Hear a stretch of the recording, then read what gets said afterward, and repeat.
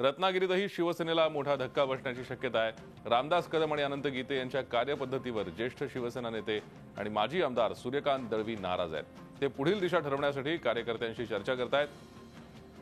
गेल्या 2.5 तासांपासून दापोलीत त्यांचं मंथन सुरू आहे। रामदास कदम यांचे पुत्र योगेश कदम यांच्या वाढत्या हस्तक्षेपामुळे नगरपालिका निवडणुकीपासून दळवी नाराज आहेत। पक्षविरोधी काम करणाऱ्यांना पद दिली जातात असा आक्षेप देखील त्यांनी पक्षश्रेष्ठींकडे नोंदवला आहे। त्याचबरोबर जिल्हा परिषद आणि पंचायत समिती तिकीट वाटपामध्ये डावललं गेल्याचा आरोप त्यांनी केला आहे। त्यामुळे दळवी नेमकी काय भूमिका घेणार याकडे सगळ्यांचंच लक्ष लागलंय।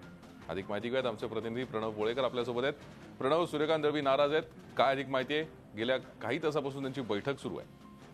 भूषण, दापोलीमध्ये जी बैठक सध्या सुरू आहे, जिल्हा परिषद आणि पंचायत समितीसाठी जे उमेदवार जाहीर होतात, दळवी यांनी आपली नाराजी याची व्यक्त केली आहे। कारण कुठल्याही प्रकारचं आम्हाला विश्वासात घेतलं जात नाही। विशेष म्हणजे रामदास कदम आणि अनंत गीते यांच्या कार्यपद्धतीवर सूर्यकांत दळवी यांचे सर्वाधिक नाराज आहेत आणि त्यामुळे त्यांनी आज या संदर्भात काल उमेदवारी डिक्लेअर झाल्यानंतर आज लगेच शिवसेनेच्या प्रमुख पदाधिकाऱ्यांचा मेळावा लावला आणि गेल्या 2.5 तासांपासून हा मेळावा दापोलीमध्ये सुरू आहे आणि या मेळाव्यामध्ये आता सूर्यकांत दळवी यांची काय भूमिका घेणार याकडे साऱ्यांचं लक्ष लागलंय।